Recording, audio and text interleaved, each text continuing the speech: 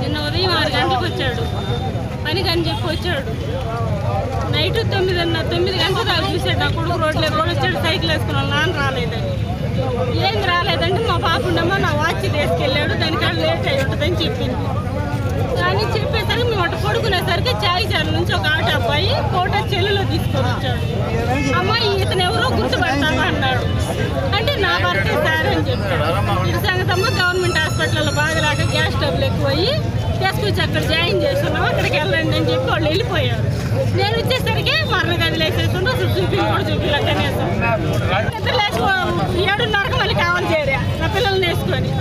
ఇంటికాడ నాకేమన్నా ఎవరన్నా చెప్పు, నాకు వెనక ముందు కూడా ఎవరు లేకపోయారే. మీరు సంతకం పెట్టండి, మీరు తీసుకొని వెళ్తారని సంతకం పెట్టండి అంటారు. ఆ ఓనర్ని మేస్త్రిని వేసుకొస్తే ఆయన ఏం చెప్తారో దాన్ని బట్టి నేను పెడతాను. నా పద్ధతి నుంచి ఇదే మాట.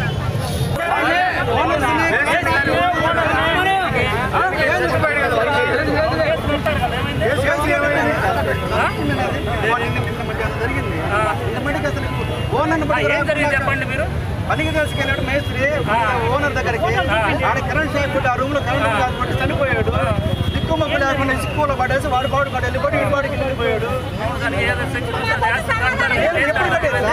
ఎప్పుడు ఇంతవరకు వాళ్ళు పిలవలేదు. నిన్న మధ్యాహ్నం చనిపోతే మధ్యాహ్నం అనగా తీసుకొని శవాన్ని పెట్టి వీళ్ళు నిన్న ఇవాళ పొద్దున్న రిపోర్ట్ ఇస్తే ఇందాక వీళ్ళందరూ పోతే మీరు పోయి ముందు పోస్ట్ మార్టం చేసుకొని వెళ్ళిపోండి నేను చూస్తా ఉన్నాను. వాళ్ళు ఇంతవరకు కనీసం వచ్చి పలకరేయడం కానీ వాళ్ళతో మాట్లాడడం కానీ లేదు.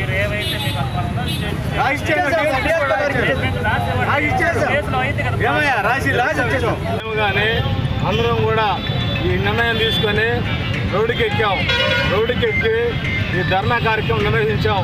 అతని కుటుంబానికి న్యాయం జరగాలి.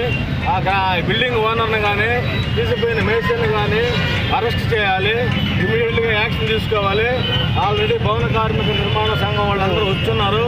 వాళ్ళకి న్యాయం జరిగేంత వరకు పోరాడతాం. మన చాగులు ఉదయాన్నే పనికి వచ్చేసారు. నిన్న ఉదయం పనికి వచ్చేసి నిన్న ఉదయాన్నే 11 గంటలకు అక్కడ చనిపోవడం జరిగింది. అయినా కానీ ఆ కార్మికుని ఎవరికి చెప్పకుండా ఎవరికి తెలియకుండా కూడా హాస్పిటల్లో తీసుకొచ్చి పడేసి ఇంతవరకు ఆ కార్మికుడికి వాళ్ళ కుటుంబానికి ఎవరికి తెలియపరచకుండా ఆ కుటుంబానికి న్యాయం చేయకుండా అనామతిగా చేసి హాస్పిటల్లో పడేశారు.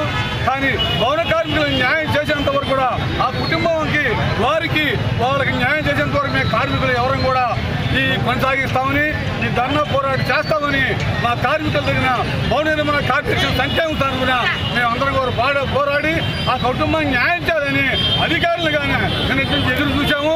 ఇప్పటి వరకు మాకు ఆ సమాధానం కూడా ఎటువంటి రెస్పాన్స్ లేదు. కావున మేము ఈ నిర్ణయం తీసుకున్నాం కాబట్టి ఇకనైనా కానీ ఇప్పుడైనా పిలిపించి ఆ మేస్త్రిని ఆ ఓనర్ని పిలిపించి ఆ కార్మిక కుటుంబానికి న్యాయం చేయాలని కూడా మేము తెలియజేస్తాం.